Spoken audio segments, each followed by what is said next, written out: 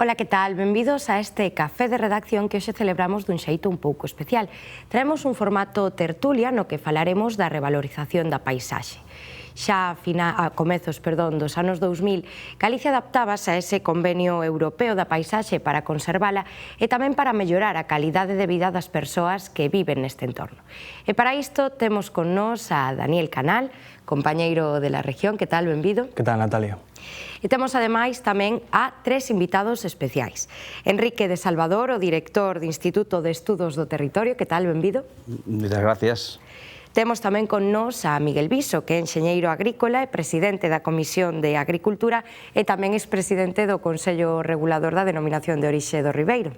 Moi bons días, moitas gracias por invitarnos. E temos ademais con nós tamén a Pablo Rodríguez, que é o presidente da Asociación de Puxedolobios. O primeiro que imos facer é poñelos en contexto de que trata esta lei, non? Que consiste esa protección da paisaxe que se fai en Galicia.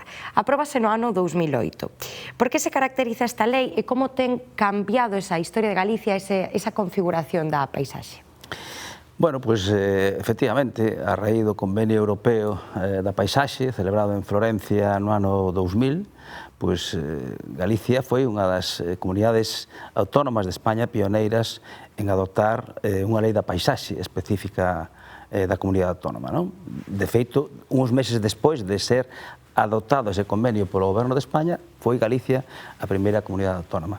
A raíz de aí, se viñeron desenvolvendo e desarrollando todos os instrumentos con que hoxe día contamos, como son a directriz da paisaxe, o catálogo das paisaxes. Esos foron dos fitos históricos importantísimos para a paisaxe en Galicia, no ano 2016, despois as directrices no ano 2021, e despois se veu desenvolvendo con diversos instrumentos que o propio regulamento da lei do ano 2021 tamén desenvolveu. Hasta hoxe, no que nos atopamos con un armazón xurídico normativo importantísimo en Galicia, moi consolidado, e tamén con unha estrutura administrativa tamén moi consolidada, moi experimentada, porque todos os técnicos que forman parte do Instituto de Estudos do Territorio da Xunta de Galicia son xente que se enamorou dese traballo, e aí estamos facendo todo o que podemos e máis para preservar, gestionar e protexer a nosa paisaxe de Galicia. Non esquezamos que Galicia, a conciencia polo cuidado da paisaxe veu incrementándose nos últimos anos, e despois que é un sinal de identidade do máis valorado que temos en Galicia. Por lo tanto, a Xunta de Galicia, tomando parte desa conciencia, queremos constantemente reforzar esa mensaxe, porque non nos equivoquemos. É importantísimo non só a estrutura normativa e ese estatus xurídico que ten o paisaxe en Galicia, e tamén a estrutura administrativa, sino tamén o procurar que esa cultura do fermosismo da paisaxe se vaya estendendo por todos e cada un dos recunchos de Galicia. Eso é o que intentamos con diversos programas que desenvolvemos anualmente na Xunta de Galicia a través dunha estrategia da paisaxe que renovamos cada 4 anos e que ejecutamos ano a ano en función dos orzamentos con que nos atopamos. Entón, unha delas, hai un claro exemplo dese programas que son as axudas ao fermosismo, que despois, se queredes, concretaremos un poquinho máis. Hai, multitude de informes que se emiten todos os anos desde o Instituto de Estudos do Territorio da Xunta de Galicia para procurar que todas as actuacións que se fagan en todas e cada unha das comarcas paisaxísticas de Galicia teñan as súas proteccións, teñan as súas medidas de integración paisaxística, porque en Galicia, comentaba antes desa norma que se aprobou no 16 do catálogo das paisaxes de Galicia, Galicia dividiuse en 12 comarcas, 12 grandes áreas paisaxísticas, 50 comarcas paisaxísticas, e a raíz de aí se desenvolveron unidades de paisaxe de máis de 29.000 unidades de paisaxe que están inventariadas, que están caracterizadas e que cada unha ten a súa valor, ten a súa, digamos, estrategia de protección desas caracteres que marcan eses paisaxes. Miguel? Hola. Ben, eu creo que, seguindo, por suposto, o amigo Enrique, como técnico e coñecedor perfecto da lei, eu creo que en Galicia facía falta, e fomos neso pioneiros ese marco normativo, porque sempre digo que o fermosismo estaba aí, o que facía falta era algo que encaixara en un marco normativo e a partir de aí traballar nesa línea. É ben certo que nos, hoxe Galicia, España, pero Galicia é un destino turístico de moda, un destino turístico envidiable, e vemos como proxectos ligados a esas normativas, proxectos que van avanzando en pôr en valor ese fermosismo. Eu creo que hoxe temos que vender tamén esa paisaxe. A paisaxe é fundamental, a xente cada vez máis valora a paisaxe e, por suposto, dentro dun marco normativo é moito máis fácil traballar. É ben certo que Galicia, sendo unha das pioneiras nese camiño, ten un traballo feito e pouco a pouco estánse vendo os resultados. Hoxe en día tamén temos que recordar de onde viñamos. Posiblemente había unhas épocas onde, eu sempre digo, coloquialmente, nos povos vai facendo, entón o vai facendo, cada un tamén vendo as circunstancias nas que estaba ou nas que viña, iba facendo o que podía. Entón, eso levounos a que moitas zonas que sí que era certo que tiña unha base de paisaxismo rica, pero bueno, non se estaba levando adiante como facían, non se puñía en valor. Entonces, por lo tanto, creo que a raíz desa normativa, hoxe en día estánse vendo os resultados, cada vez máis se ven os resultados, algo que decía Enrique é moi importante, os técnicos cada vez máis viven máis de cerca esa realidade, entonces eso anima a seguir traballando, eu creo que ese é o camiño, non? Oxe, vemos aquí, aquí temos un exemplo tamén, de exemplo do que está se facendo e como se está facendo ben.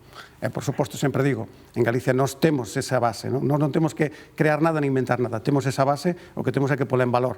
Por suposto, o turismo e ese turismo ligado, falaremos despois, é no turismo, é no gastroturismo, pero ese valor da paisaxe é fundamental, é clave. Eu creo que aí estamos traballando, e a Xunta de Galicia está traballando, está pondo en valor eso, non? Puxedo é precisamente un destes exemplos, non, Pablo? Sí, creo que sí, como decía o director, é importante o marco normativo, Galicia en eso tamén foi pioneira en todo o desenvolvemento normativo que houve posteriormente, hai cantidade normativa de protección da paisaxe, lei de ordenación do territorio, lei do solo, todo eso ven a un pouco dar un marco xurídico para, digamos, protexer a nosa paisaxe, que o noso urbanismo tamén estexa armonizado, non?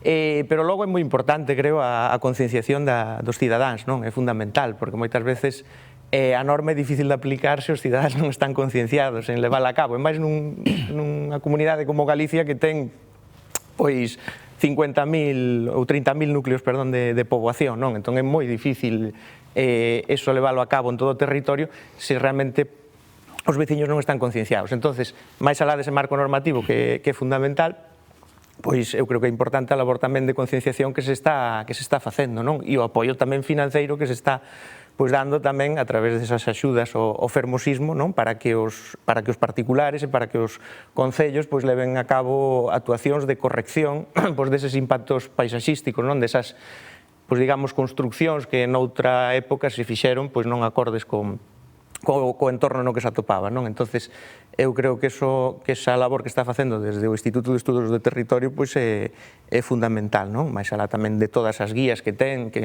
tamén están moi ben, e lle recomendo a todo o mundo que as poida consultar, máis alá dos técnicos, tamén os cidadáns están publicadas a disposición de todo o mundo, todas as guías que hai, de materiais, de cores, das distintas zonas, das distintas comarcas de Galicia. E, bueno, toda esa labor divulgativa e de concienciación creo que é fundamental, e no noso caso foi fundamental. E creo que, ademais da Xunta, é importante que tamén haxa unha implicación dos concellos, non? Creo que é fundamental, todas as competencias de urbanismo son dos concellos, e creo que é fundamental que se impliquen tamén nisto, e logo os colectivos máis pegados ao territorio, como poden ser as asociacións veciñais ou colectivos de outro tipo. Creo que para que iso teña permeabilidade en todo o territorio, é fundamental que a xente que se atopa máis apegada ao territorio se implique tamén, non? Neste caso, desde a Asociación de Veciños de Puxedo foi un pouco a labor que fixemos, non? De divulgación e de apoio para que os veciños levaran a cabo todos estes proxectos, non? De corrección de impactos paisaxísticos. Un poquinho, gostaríamos centrar no caso de Puxedo en particular, como surdes esa idea de chegar a ser aldea modelo e cal é o proceso a seguir? Bueno, é un proceso longo, non? É dicir, isto é un proxecto que xa se comezou fai 15 anos, non? Cando se constituíu a Asociación de Veciños, non? pois efectivamente decidimos constituíla porque é certo que nese momento, pois, como moitos povos se atopaban nunha situación de un abandono bastante avanzado, non? E decidimos, pois, bueno, entre os veciños constituir a asociación para intentar pois, revertir esa situación, non? Entonces, bueno, pues comezamos alá por o ano 2009 cos primeiros proxectos e a partir de aí, pois, pouco a pouco, cada ano, pois fomos facendo distintas actuacións de posta en valor, primeiro, do patrimonio, digamos, público da aldea, do patrimonio etnográfico. Ten un patrimonio etnográfico moi importante ligado pois a todo o ciclo do pan, non? Desde as eiras enlousadas, os hórreos, os muiños de auga, o forno de pan comunitario, bueno, todo eso se recuperou, tamén a parte das rúas, as prazas, non? Todas as fontes, toda a parte un pouco do patrimonio veciñal. E logo que fixemos, dixemos, bueno, pois isto non é suficiente, non? Porque se realmente se rehabilita todo o que é a parte, digamos, das infraestructuras, digamos, públicas, pero as propiedades particulares pois siguen abandonadas, pois tampouco isto vale para moito, non? Entón, dixemos, é fundamental implicar pois aos particulares, aos veciños, non?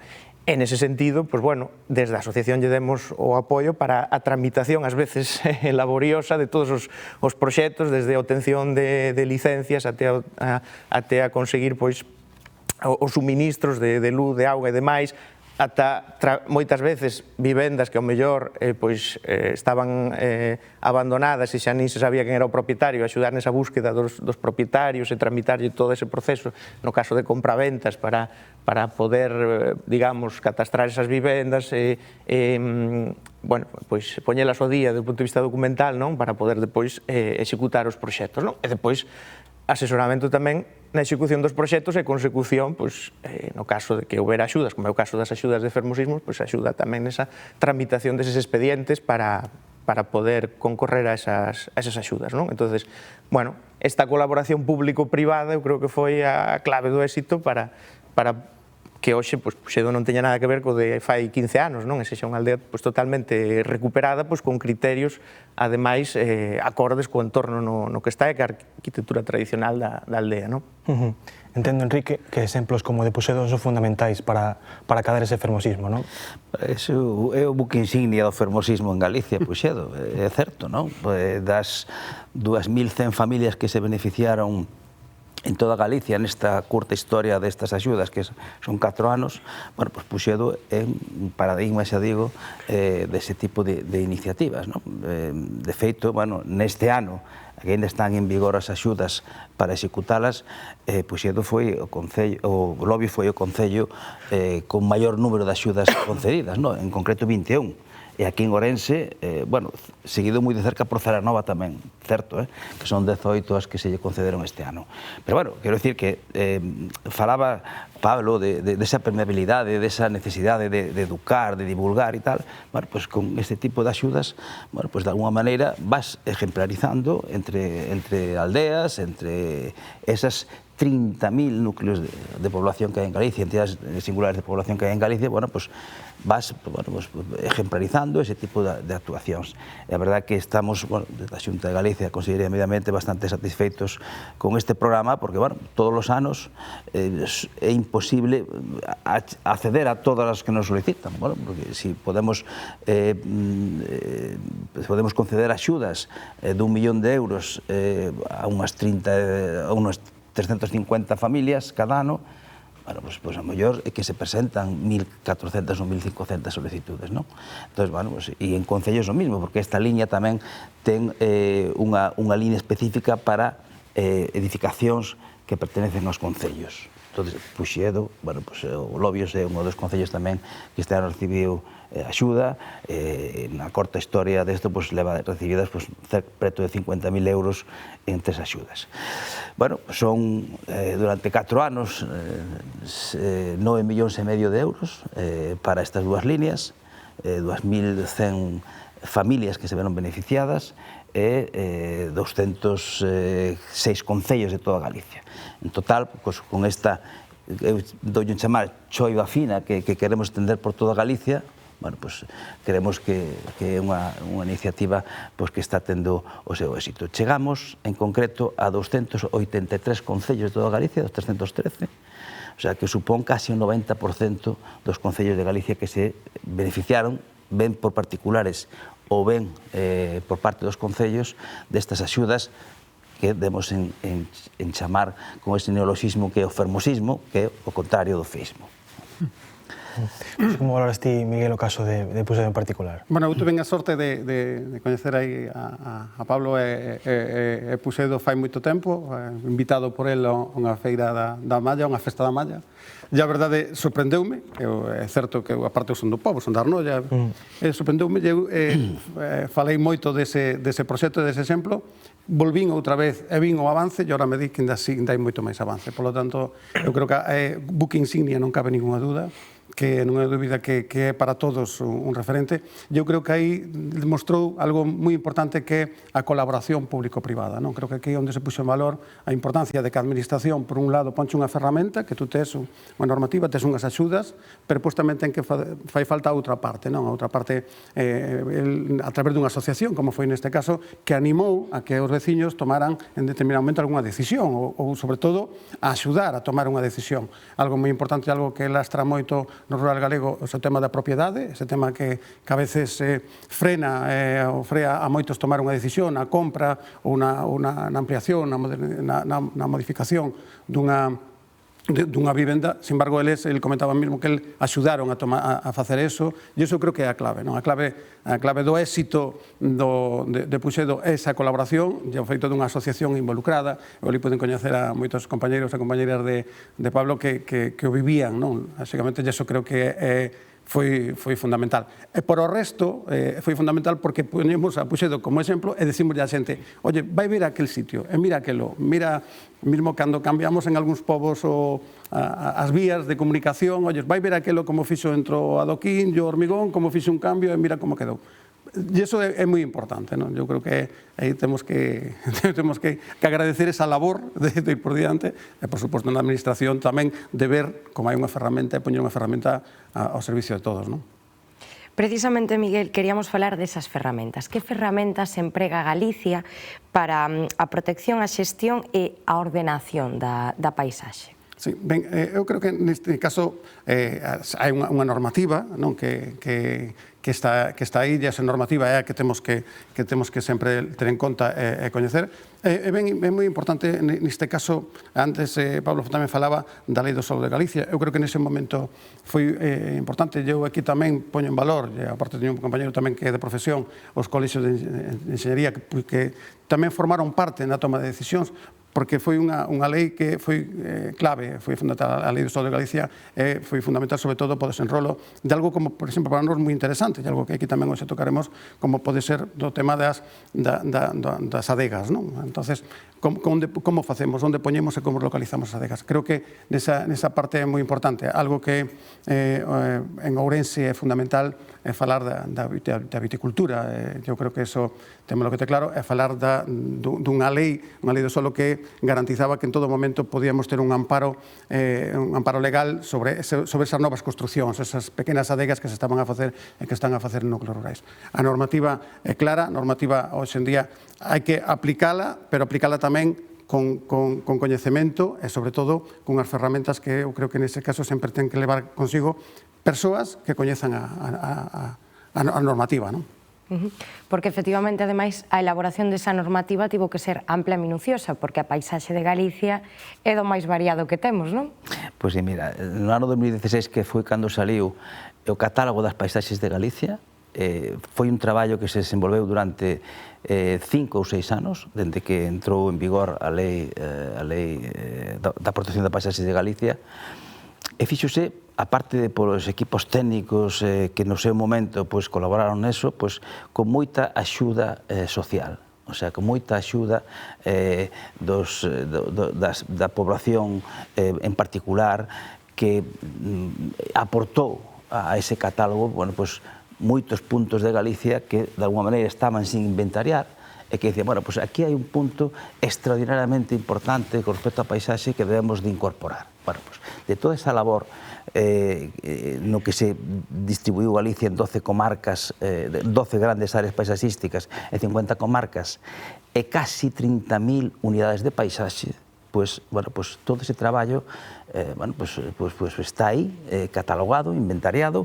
Non hai que esquecer tampouco, bueno, que a paisaxe é un tema dinámico, non? O sea, as paisaxes evolucionan, as paisaxes, bueno, pues se transforman, incluso non é a mesma paisaxe non é a mesma en verán que en outono. Quero dicir, que todo eso, pues hai que telo en conta tamén. Pero, insisto, unha vez que ese catálogo das paisaxes de Galicia se elaborou, que, insisto, bueno, pues que está aberto tamén a posibles modificacións de reformas. Estamos traballando tamén nese análisis minucioso de todo ese catálogo para poderlo, bueno, pues actualizar e demais. Despois, o outro fito histórico que falábamos era a edición do que son as directrices da paisaxe. Damos conta que para cada unidade de paisaxe que se inventariou e se caracterizou nese catálogo, pois se fixo unhas directrices específicas para que esas unidades de paisaxe pues, se puderan analizar, se puderan modificar, se puderan corregir e, sobre todo, proteger. Entonces, bueno, pues todos esos instrumentos que tenemos na normativa, bueno, pues al final se transforman en realidades, se transforman en efectos como estos ou como a edición destas guías divulgativas que trouxe como exemplo. En Galicia, bueno, pues temos editado xa 16 guías destas informativas, que son unhas guías de boas prácticas, unhas guías de indicativos do que deben de ser a integración paisaxística de diversas actuacións. Imaginemos, a última que editamos foi a guía de integración paisaxística das terrazas en vía pública, que, bueno, porque a paisaxe non só o limitamos ao tema rural, ao tema rústico, sino tamén está a paisaxe urbana, que é importante, e sobre todo a urbana que rodea as grandes cidades. Bueno, pues esta guía, con outras 16 que temos editado, bueno, pues ven a insistir na situación desas terrazas na vía pública, na integración paisaxística desas terrazas, en canto a materiales, en canto a disposición, en canto a colores, en canto a materiales, etcétera, etcétera. É algo moi importante que temos en Galicia, que unha destas guías é a que se dedica á guía de cores e materiales de Galicia. Esa guía, que cando as axudas, digamos, as otorgamos, pues obligamos de alguna maneira a que todas as reformas que se fagan nesas edificacións ou nesos muros ou nesos tellados se faga conforme a esa guía de colores e materiales. Cada comarca paisaxística de Galicia pues ten unha característica específica, con uns materiales específicos, con unhas cores específicas que non nos debemos de salir de aí. Entonces, pues, todos estamos cansados a veces de ver ir por unha rúa, por unha carretera, pues unhas casas perfectamente uniformadas e integradas no ambiente e de repente aparece unha de color fosforito. Entonces, bueno, pues eso é o que temos que evitar, non? Entonces, esa guía de colores materiais tamén editada pola Xunta de Galicia, pues é importante como un manual para poder bueno, pues, poñer ese gran de area para que a integración paisaxística de todas as actuaciones pues esté garantida, non? E se vemos dende a outra perspectiva, os que teñen que cumplir esa legislación, como vos adaptastes vos? Resultou vos moi complicado ou precisamente pode ser unha axuda para saber como hai que facer as cousas? Eu creo que é unha axuda. As guías que falaba agora Enrique, pois realmente é unha guía, realmente o propio nome di, é unha axuda para que a xente saiba. Moitas veces se facían as cousas por descoñecemento, non porque custe máis facelas, porque, como el decía, pintar unha casa coa cor que corresponde a esa comarca paisaxística ou de cor fosforito custa o mesmo. Non é unha cuestión de custe, é unha cuestión moitas veces de que, bueno, pues a xente non estaba concienciada que había que empregar determinadas cores. De feito, o primeiro que fixemos foi entregar esa guía dos materiais e das cores a todos os veciños e normalmente agora, ata cando van pintar unha porta, preguntan, oi, que cor teño que usar? Aquí que cor vai ben? Bueno, non a pintes de azul claro, que non é a cor que noutros lados será, pero non aquí.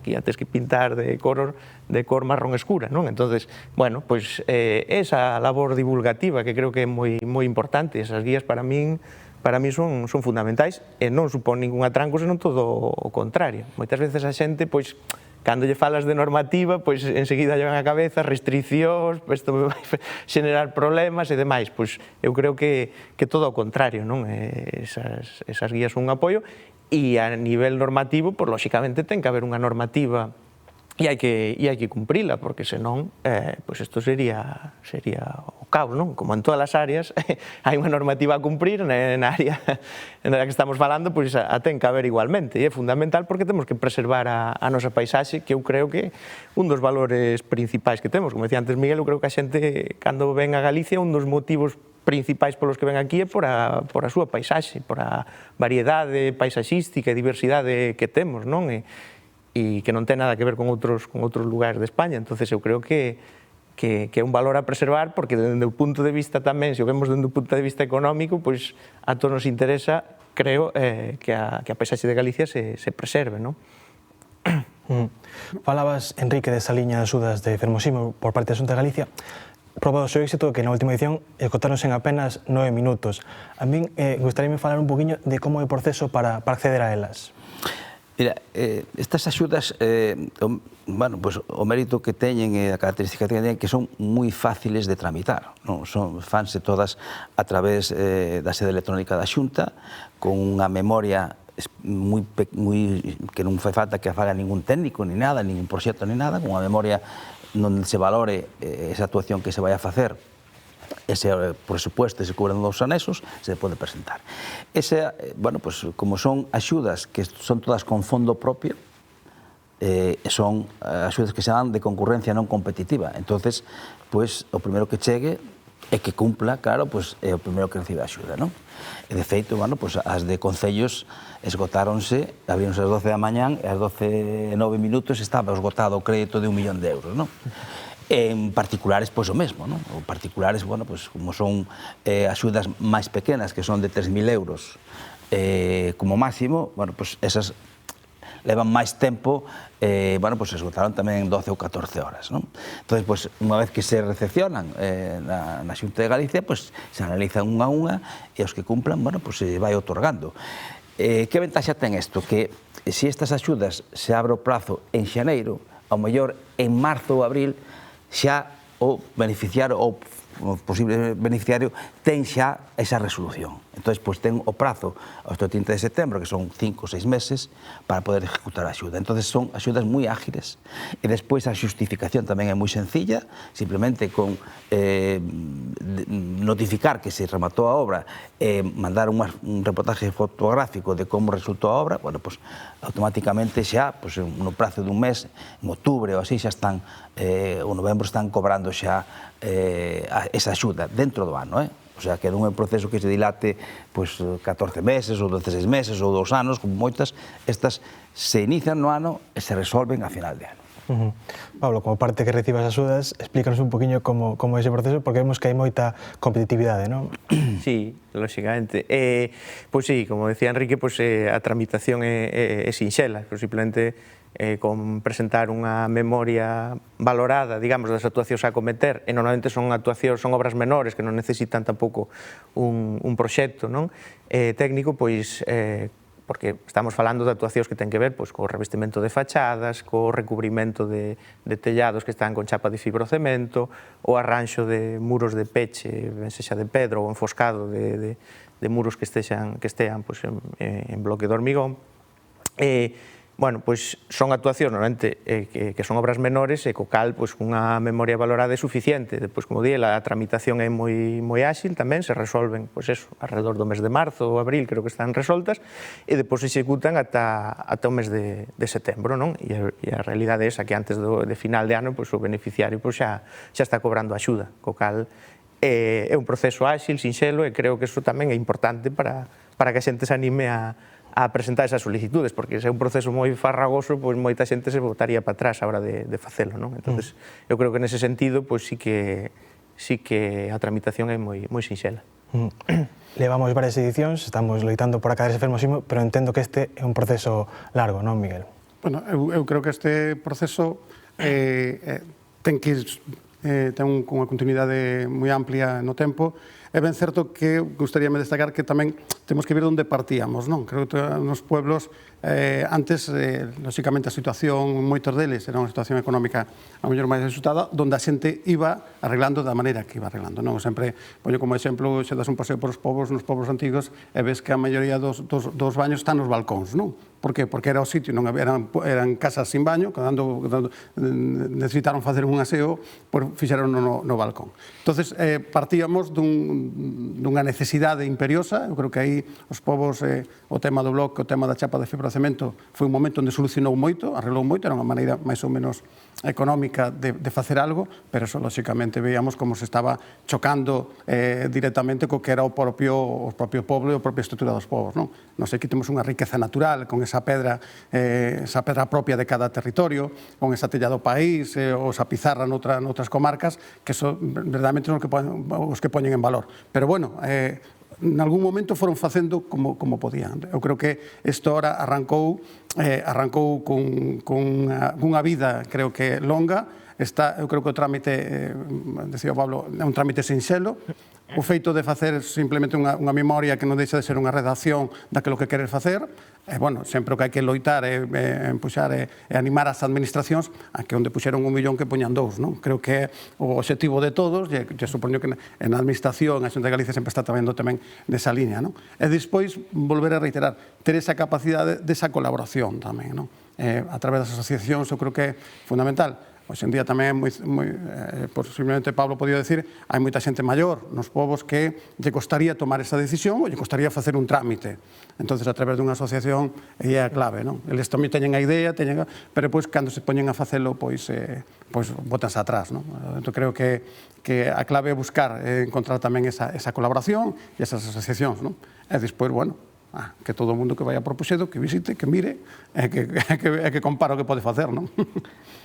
Xa ao comezo falábamos dun tema que é moi importante na provincia de Ourense, que son os viñedos. Como esa revalorización da paisaxe lle está dando unha volta aos viñedos?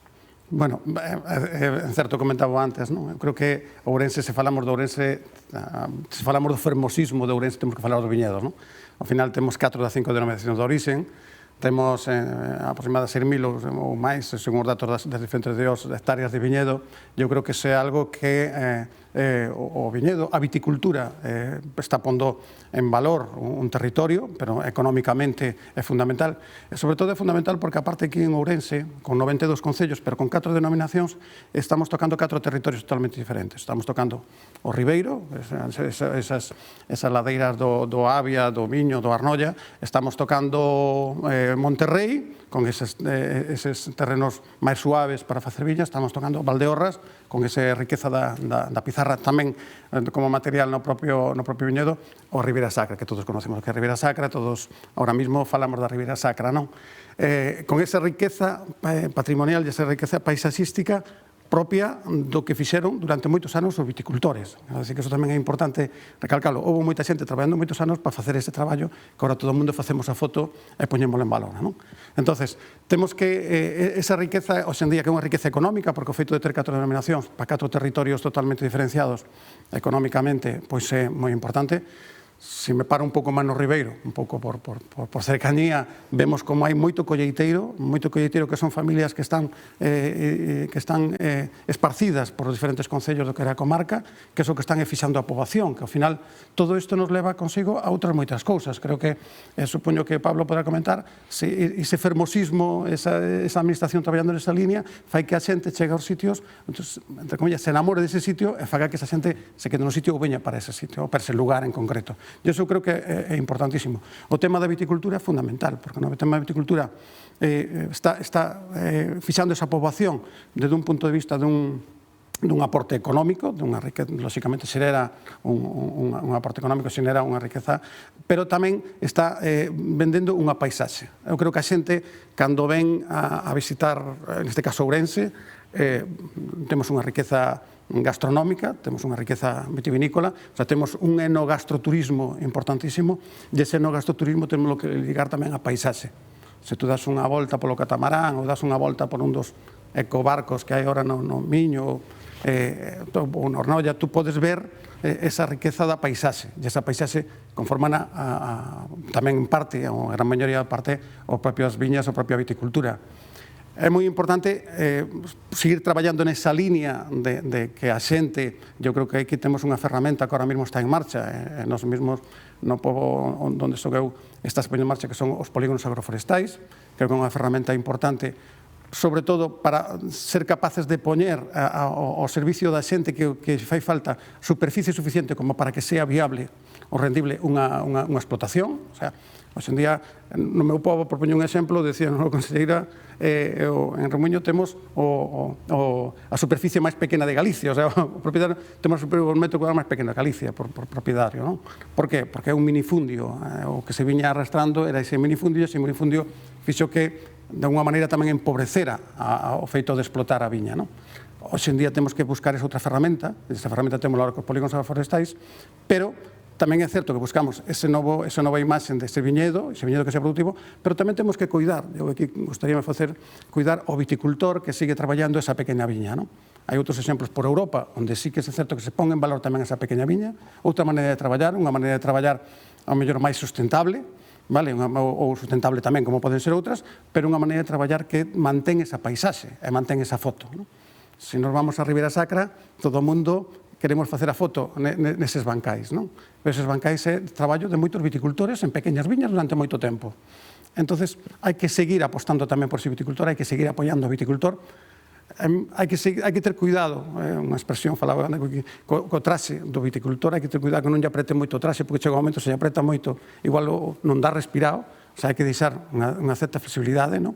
Entonces, con todo eso, eu creo que temos que pensar que unha da riqueza paisaxística na provincia de Ourense é esa riqueza da viticultura, non? Sempre digo a Sadegueiros, cando estaba como presidente do Consello Regulador, dicía que en vez de ir vender a veces a botella a Madrid, fai co de Madrid, se pode ver que veña aquí a Ourense e que toma o teu viño na túa adega ou na túa viña, non? De unha maneira, vincúlalo a esa riqueza e vincúlalo tamén a ese sentimento que temos os viticultores ou que ten os adegueiros, non? En xeral. En Puxedo, como notastes que foi dende que comezades a facer esa transformación ata que a xente chega, entendo que tamén vos fai comentarios moi positivos, volve e quedase cas ideas, non? Para leválas para a súa zona. Sí, pois un pouco serviu, como decía, serviu un pouco de exemplo tamén para outros sitios, moita xente ven a visitalo tamén por curiosidade, non? Para ver o que ali se fixo. E logo é certo que, bueno, incluso isto que trouxe, o que comentaba Miguel, o que fixo foi asentar poboación nova. Houve moita xente que veu ali, acabou comprando vivenda, acabou na rehabilitando e acabou asentándose ali.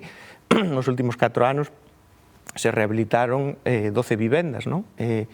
Tamén se abriron establecementos de turismo rural, xa hai un total de 30 prazas de aloxamento, non? Entón, bueno, unha das valoracións máis positivas que se podes ver nas casas de aloxamento, que as valoracións son públicas, da xente que vai ali a visitar, de visita, non? E se aloxa ali, pois é a propia recuperación que se fixo da aldea e do entorno, non? Entón é unha das cousas que máis valora precisamente o visitante que ven ali ese aloxa ali, máis do propio establecemento, máis alá do propio establecemento, o entorno no que se atopa e o recuperado que está.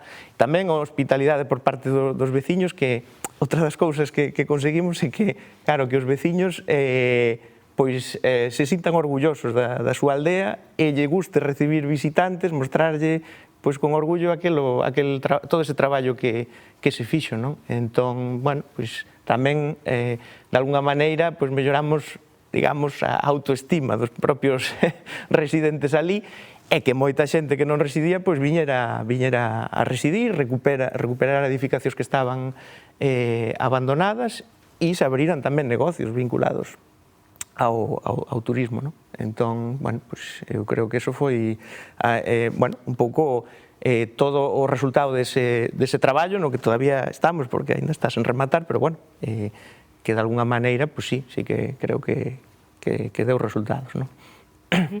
É un traballo que teña punto final ou podemos sempre ir a mellor?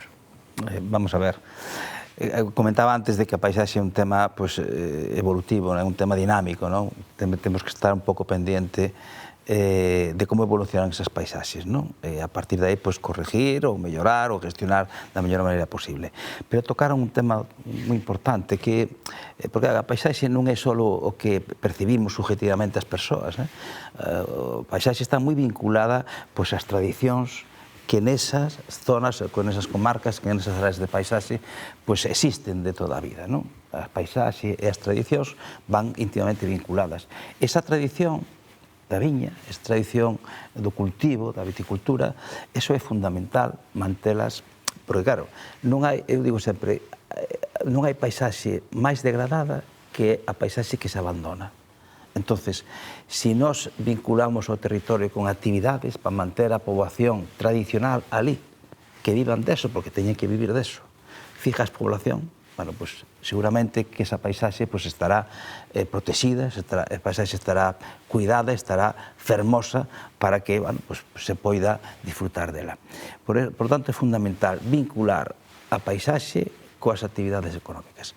Eu falaba antes desas 2.100 axudas que se deron ao longo destes 4 anos polas axudas de corrección de impactos paisaxísticos, que hai unha terceira derivada tamén importante que vai generando tamén economía, porque todas esas obras faina normalmente xente da propia parroquia, da propia pobo.